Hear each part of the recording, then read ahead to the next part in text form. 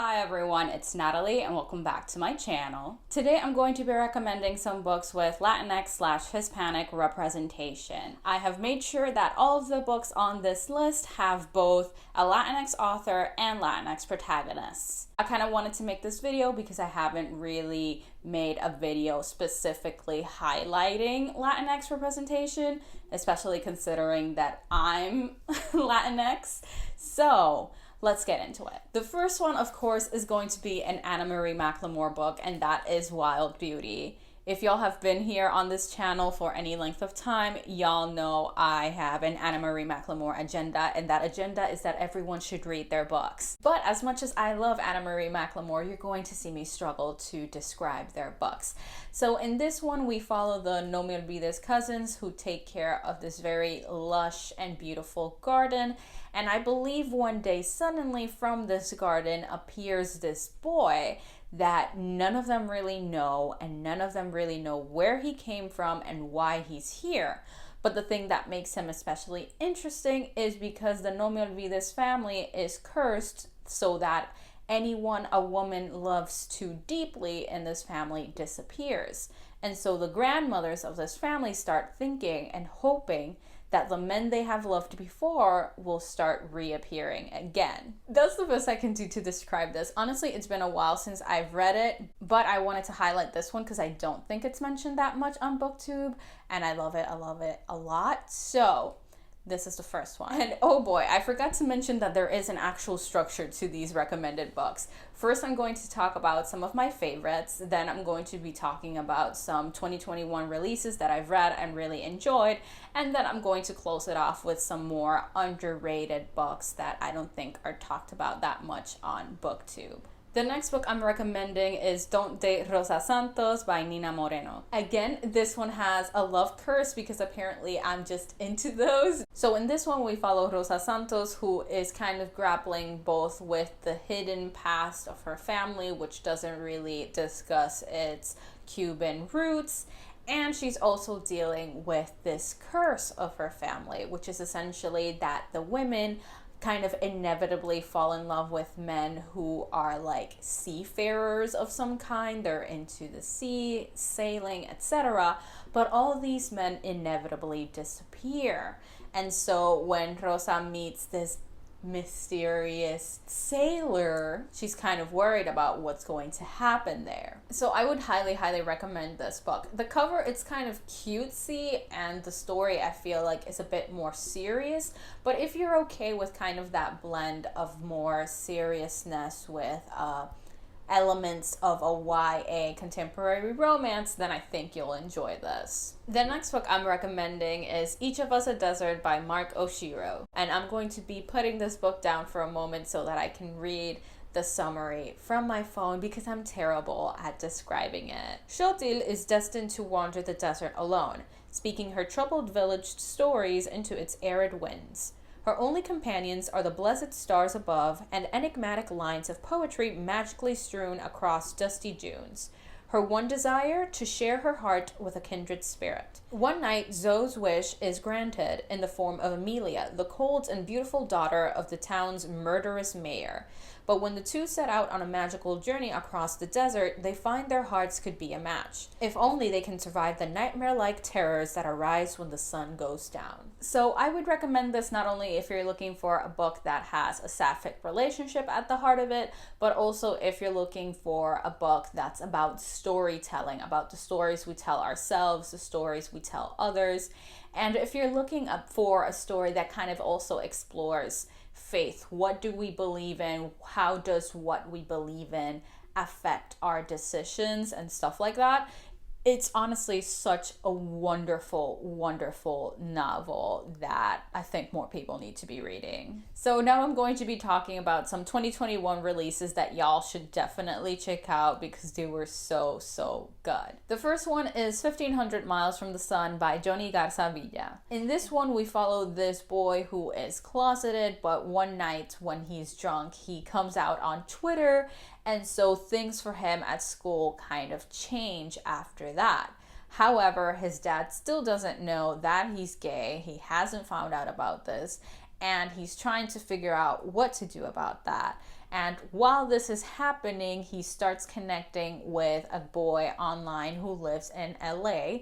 And so they start this relationship. And so it's kind of this emotional story / love story that I adored with the entirety of my heart. It was just so wonderful and lovely. The next book I'm going to be recommending is Meet Cute Diary by Emery Lee. In this one, we follow this trans boy who runs this like Meet Cute Diary blog that's all centered on trans meet cute love stories. But when a troll exposes that he has fake stories on that blog, he tries to find a way to make these stories come real. And so he gets the help of this boy to start dating so that they can share their love story on the blog. So this one, I'm going to just say it from the start. If you are not into annoying main characters, if you do not like protagonists that are selfish, annoying, and really struggle to move beyond this selfishness, this is not the book for you. But if you're able to love the craft with which the character is written and see just how realistic he is as a character, then definitely check this out. Like, I think the character work in this book is phenomenal, stunning. So if you're into character work and you can handle a character that's not exactly likable, check this one out. The next book I'm going to be recommending is Fat Chance Charlie Vega by Cristal Maldonado. In this one, we follow this teenager who's navigating this very complicated relationship with her mother because as a fat teen, her mother is kind of diet obsessed and is trying very hard to get her to start diets. And so there's tensions there as the protagonist tries to embrace her body, embrace who she is, while dealing at home with someone who very much rejects this process. And at the same time, she's dealing with this crush she has on a guy at school who is finally kind of giving her attention. So I would definitely recommend this if you can handle the subject matter of like fat phobia and diet culture and all of that. It is so good. Like, the whole relationship between the protagonist and her mother is handled so wonderfully, and it's so complex, and it's just incredible. It just can also be very heart-wrenching. But then kind of the romance compensates for that, giving you some very cute, sweet moments. So if you're into that, check it out. The last 2021 release I'm going to be talking about is Hola Papi, How to Come Out in a Walmart Parking Lot and Other Life Lessons by John Paul Brammer. So I kind of wanted to include a nonfiction in this list because I feel like we don't mention nonfiction enough in book recommendations. So I wanted to highlight this one because it's very much about the intersection between being Latinx and being queer. And I just really liked the essays / stories that the author included here. It was hard-hitting because there was definitely discussions of depression, suicide ideation, etc. But still, I felt like there were some positive moments that were highlighted here, and there was kind of a hopeful outlook in the end of it all. So now I'm going to be highlighting some underrated books that I think y'all should check out. The first one is one that I have talked about on this channel before, and I will continue to mention it because I need more people to read it, and that is Beast Meridian by Vanessa Angelica Villarreal. This is a poetry collection, and I'm going to read the Goodreads summary so that you truly get the vibe of this collection. And so y'all check it out because it's so good. Like, it's ridiculously good. Beast Meridian narrates the first-generation Mexican-American girl tracking the experiences of cultural displacement, the inheritance of generational trauma, sexist and racist violence, sexual assault, economic struggle, and institutional racism and sexism that disproportionately punishes brown girls in crisis.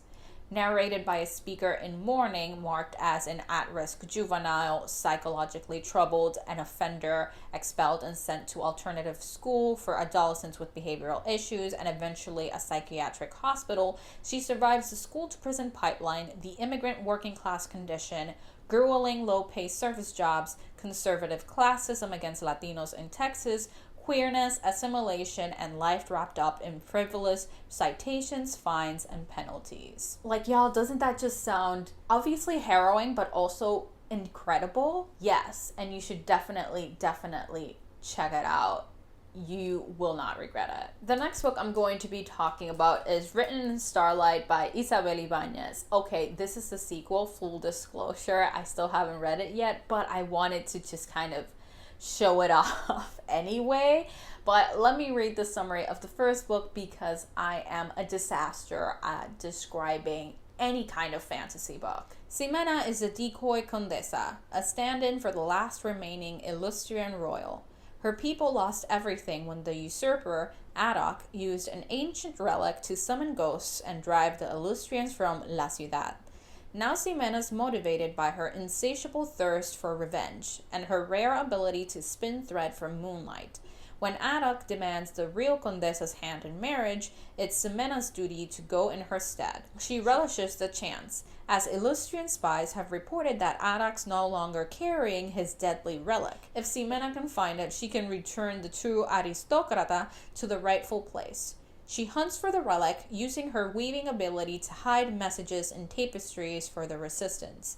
But when a masked vigilante, a warm-hearted princess, and a thoughtful healer challenge Ximena, her mission becomes more complicated. There could be a way to overthrow the usurper without starting another war, but only if Ximena turns her back on revenge and her condesa. So this one I just thought was a really fun read. I just had a good time with it, and I don't know, I just think more people should read it. Like, if you're looking for a fun YA that is kind of trying to talk about resistance and who do we have in power and why do we think certain people belong in power, then it's definitely worth checking out, okay? And of course, because I'm trash for romance, I also kind of like the romantic elements going on there. And I'm very much looking forward to reading this sequel. The last book I'm going to be talking about is Under the Feet of Jesus by Elena Maria Viramontes. Once again, I will be reading the summary of this book because this one is a little bit more literary, and so it is a struggle for me to describe it. So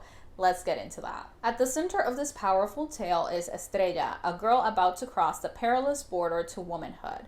What she knows of life comes from her mother, who has survived abandonment by her husband in a land that treats her as if she were invisible, even though she and her children pick the crops of the farms that feed its people. But within Estrella, seeds of growth and change are stirring, and in the arms of Alejo, they burst into a full, fierce flower as she tastes the joy and pain of first love. So this one I read for college, for a class. I'm pretty confident I wrote an essay on it and everything, and I just think that y'all should check it out because truly, I don't think I've seen this book once mentioned on Booktube, at least not in the circles of who I'm watching on Booktube. So if you're really looking for that book that no one is talking about, this one is so good. And also the discussions on farm labor and how it's undervalued and working conditions, etc. It's just an incredible read. So yeah, that's it for today's video. Thank you all so much for watching. If you enjoyed this video, please don't forget to like, comment, and subscribe. If you would like to follow me on any of my social media, I will have the links to that down below in the description. But for now, see you next time.